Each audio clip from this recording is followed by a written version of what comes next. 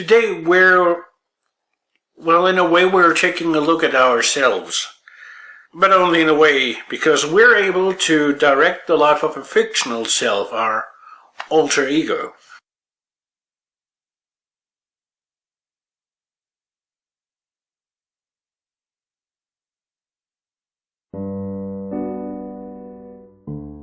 Alter ego is a life simulation. Well, in a way it is, at least.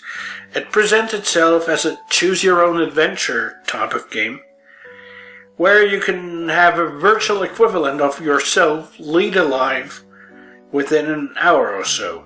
So, in a way, it's the Star Trek episode The Inner Light, only with you being in control and not having to relive a past life of someone else. Now, it would be a grave error if I forgot mentioning that alter ego was getting input, if not being written. The accounts are a bit fuzzy around the edges here. From psychologist Peter J. Favaro, who made sure that we'd encounter the pitfalls of human nature, but not usually in a game over kind of way. The game itself uses icons to represent certain kinds of events you can and will encounter.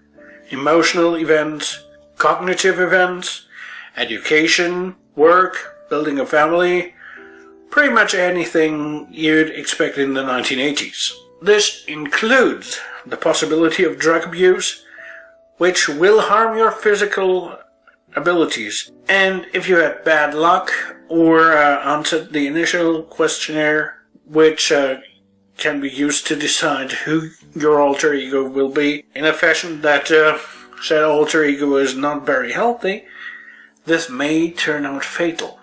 Now, I'm playing the male version of the game. There is a female version of the game, but the fundamental gameplay is the same. It works the same way, only the events are obviously going to be different. Now, in the game, you're born, you lead your life, and then ultimately cease to be. And after that, the game starts anew, the cycle begins anew. Now, sometimes you will encounter sexual events in your life. It's just a fact of being a human.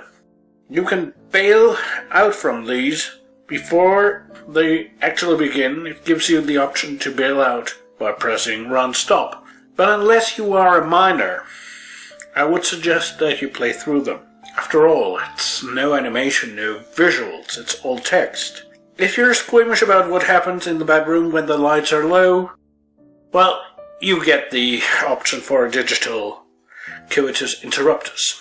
The game's presentation, yeah, it's pretty utilitarian, and there's no music to go with the aging process. So if you're playing a game for graphics, this probably is not for you.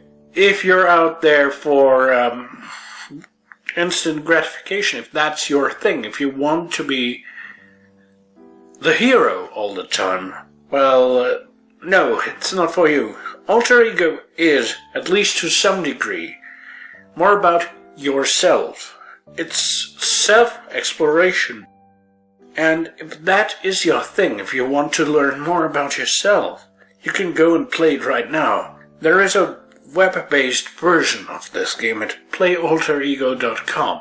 There is also an MS-DOS version of the game, one for the Apple II and one for the Macintosh. So if The Sims is too distanced for you, and you don't mind a mind map or a chart to go through, and you want to, well, experience yourself in a way, play Alter Ego.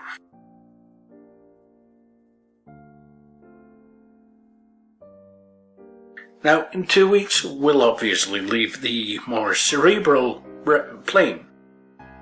And we'll grab a skateboard instead. I'd probably fall off, but fortunately it's just a game, so I'll be talking about Skate or Die.